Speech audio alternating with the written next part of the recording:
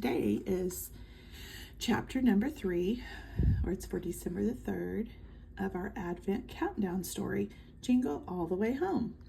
Words by Hapka, pictures by Catherine Selbert. So today we're going to break the seal on chapter number 3, and I'm excited to see what's going to happen with the little puppy Jingle today. Do you hear what I hear? Ruff, arf, arf, woof. Chris pulled the lid off the gift box. A cute puppy leaped out into his arms, somehow knowing that he belonged to him.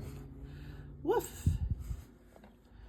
Chris jerked awake to early morning sunlight filtering through his bedroom windows. It had been a dream, and not one that was ever going to come true. There wasn't a puppy waiting for him this Christmas morning. His dad got the non-stop sniffles whenever he was around animals for long. Ruff, ruff. Was he still dreaming? Because he would have sworn he just heard. Is that a dog? Holly barged into his room without knocking, even though she would have yelled at Chris for doing the same thing. Chris jumped out of bed. I heard it too. Maybe it's the Garcia's dog. Holly sounded uncertain. Nope, sounds different. Chris was the animal expert in the family, so for once Holly didn't argue with him. Let's go see what's up. He rushed downstairs with Holly on his heels. Their father was in the kitchen fiddling with the coffee maker. Whoa, what's all the commotion, kiddos? He said, waggling his eyebrows and wearing his patented dad smirk. Hold on, don't tell me. Is today some kind of holiday or something?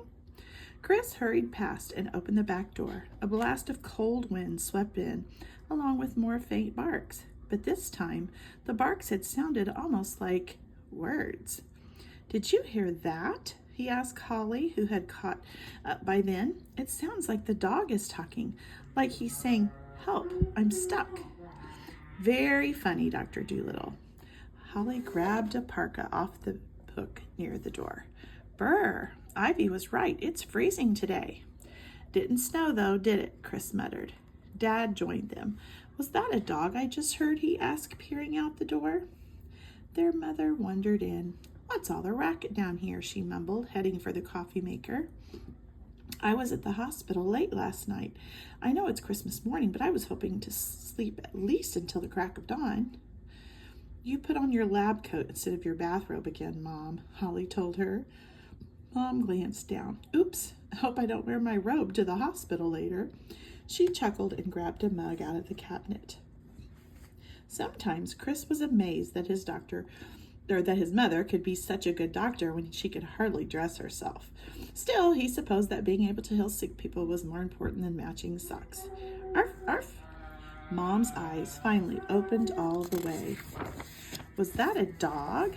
Oh, Chris, you didn't try to sneak in another pet, did you? No, Mom. Chris felt a little sheepish at the memory of how he'd smuggled a stray kitten into his bedroom once. His parents had made him give it to one of the nurses at the hospital to adopt. Ruff, ruff, I'm stuck on the roof. We have to rescue that dog, Chris said. I think he's on the roof. How would a dog get on the roof? Dad stepped outside. At the next flurry of barks, his eyes widened. Well, jingle my bells. I think you're right, Chris. Maybe it climbed up the cords for the Christmas lights, Holly said.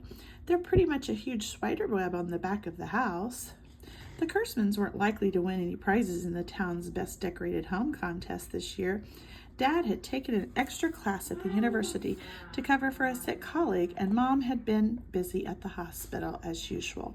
So they'd just strung multicolored lights on the house and added a few light-up candy canes along the front walk. The cords ran down to the outdoor outlet attached to the siding with peppermint striped duct tape.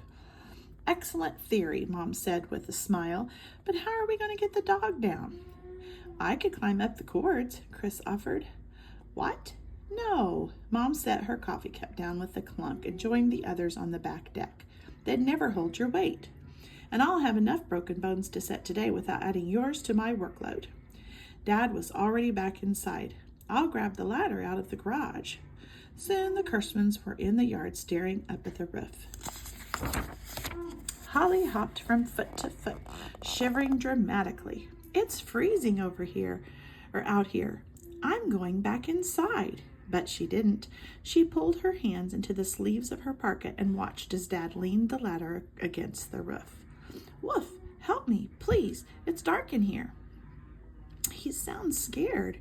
Chris peered upward. Hold on, doggy, he called out. We're coming.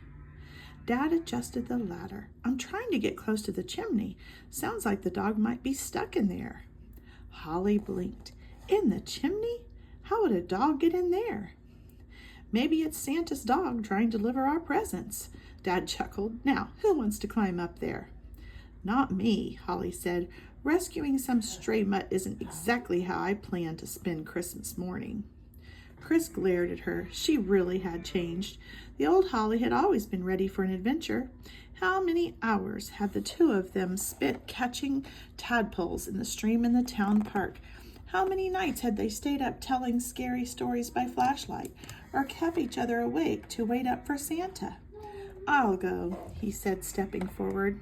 His mother pulled him back. Absolutely not, she said. I'll go. She took a few steps up. Chris hurried over to hold one side of the ladder. His father steadied the other. Be careful, Natalie, Dad said. I was born careful. Mom climbed steadily upward, her lab coat flapping in the cold breeze. Ruff, ruff. Chris held his breath as his mother crawled onto the roof. She stood up gingerly beside the chimney and peered inside. Mom reached down and pulled out a fluffy, wiggly, soot-covered little creature. Got him, she called. Hold the ladder. We're coming down. So come back tomorrow for chapter number 4 for December 4th.